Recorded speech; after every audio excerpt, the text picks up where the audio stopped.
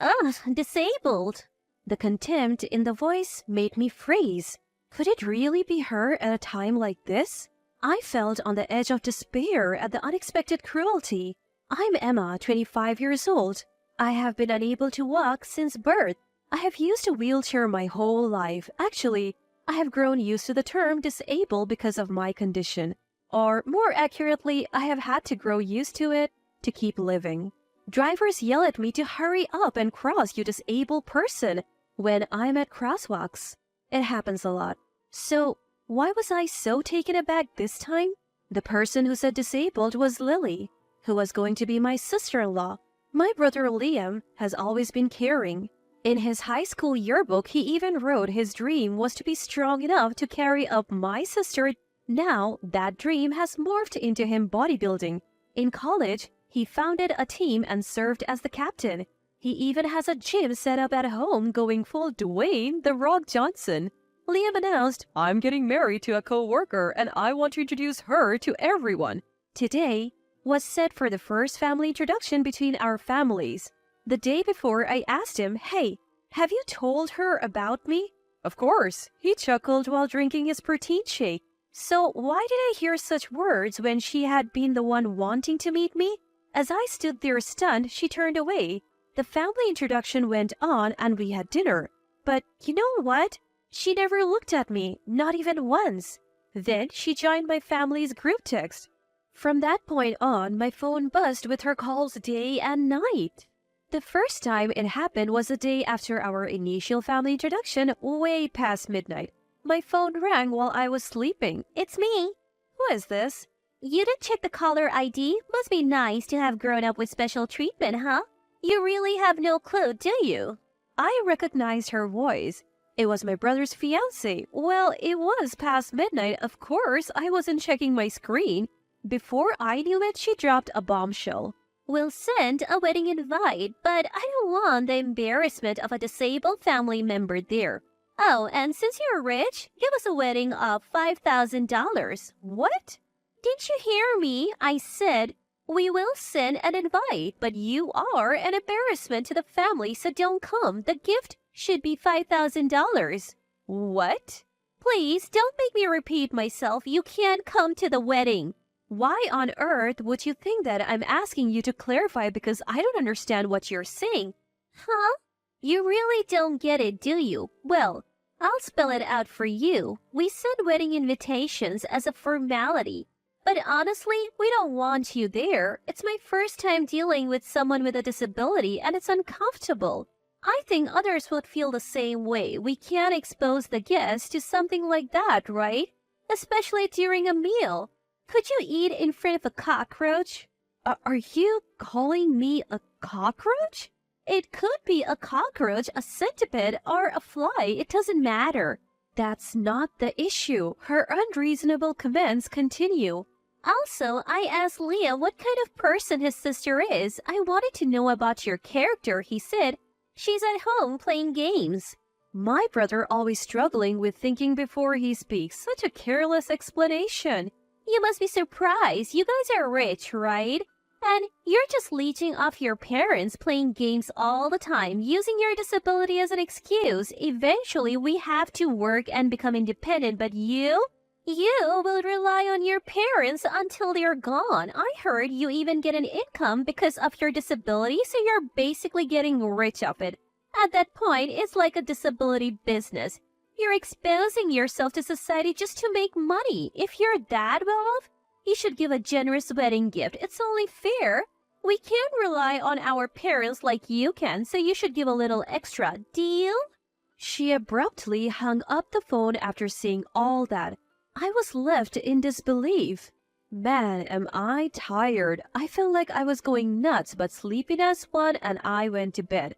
Next morning, my phone rang early. "Hey, where's your response about what we talked about yesterday?" I'm not really sure what you're talking about." "You don't get it? You really don't understand anything? So as I was saying..." And she went on and on rehashing yesterday's talk. Yet I fell asleep again, phone still in hand. When I woke up, it was 7 a.m. The call was still connected. Are you even listening? I'm speaking the truth here. Why aren't you saying anything? She screamed. It's been 2 hours now, I replied with my groggy head. Trying to imply the call's too expensive. You think you got one over me just shows how little brain disabled people have.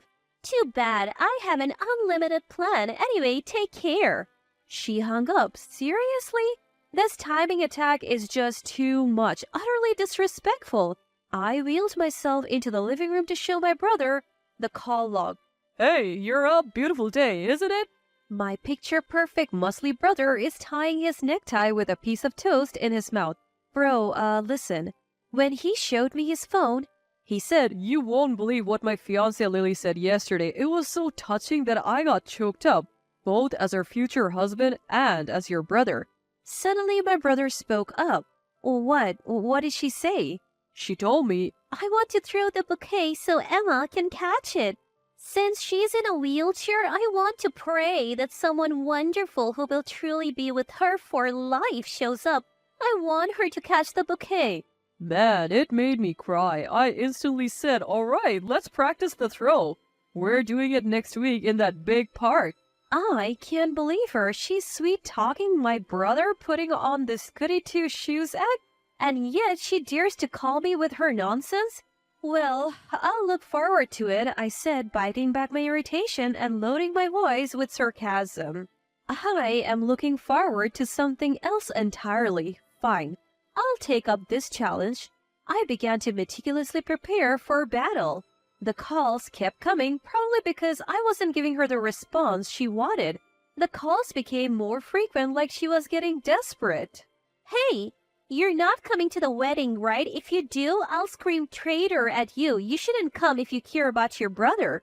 She's trying to manipulate me using my brother as leverage? So I recorded the entire conversation using an app.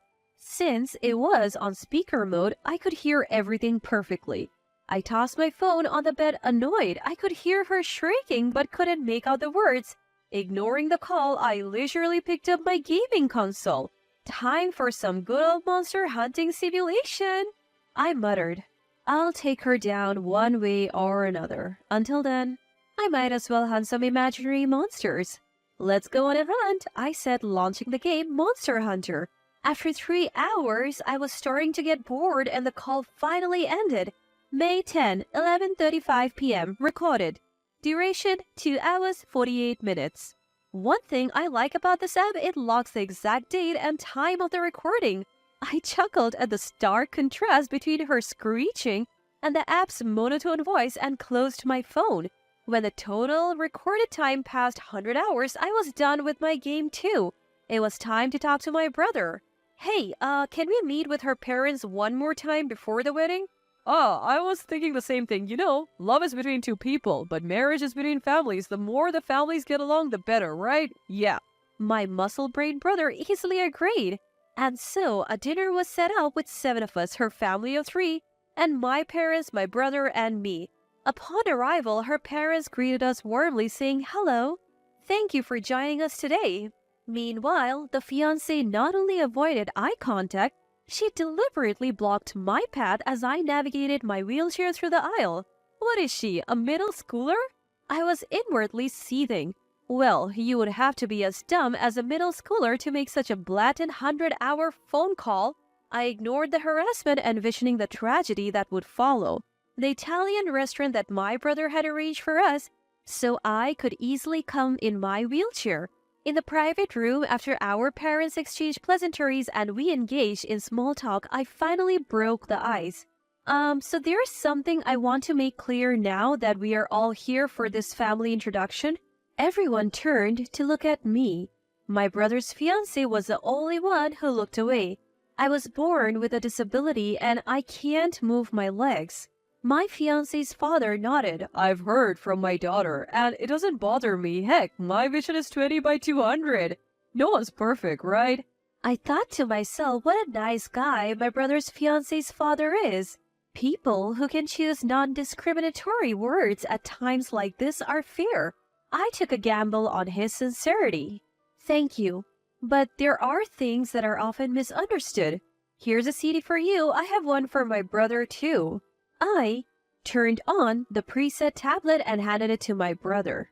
He inserted the CD into the tablet with a puzzled look. 2 files appeared. What's this? He tapped on one. My fiancé's angry voice blasted from the tablet. Listen, I will absolutely not allow you to come to the wedding. It's not just about me, it's for my guests, for your brother, for everyone attending. Get it through your head that you're a family disgrace. Just stay away and give me $5,000, got it? Bing! Recorded on May 12th at 3:11 p.m. The recording lasts 1 hour and 59 minutes. What the heck? My brother was the first to stand up. What is going on? He looked back and forth between me and his fiancée. Meanwhile, my brother's fiancée, despite wearing lipstick, had gone visibly pale. Your fiancé here called me at this ungodly hour. I tapped the details of the recording file. The total call time is over 100 hours. 124 hours?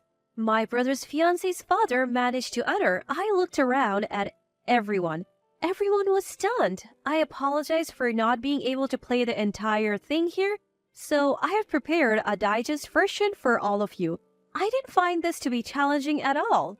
I used audio editing software to condense 124 hours of material. Personally, I'm quite pleased with the compelling content I have put together. I was incredibly satisfied that today I could unveil the entirety of these harassing phone calls, a true masterpiece. The digest version, a 30-minute cut, began to play. Look at you, disabled. Have some shame. Why did your parents raise you this way? Don't you understand you're an embarrassment to your family? That's messed up. Yuck. I can imagine my own parents fainting if they saw someone with a disability in real life.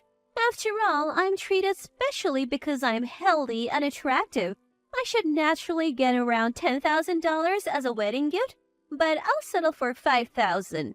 As long as you stay out of my life from now on. My brother's fiancé's voice boomed throughout the room. However, the masterpiece was never viewed in its entirety. What kind of person are you? My brother shouted, interrupting the playback. At that moment, my brother's fiancé's face turned from pale to deep red.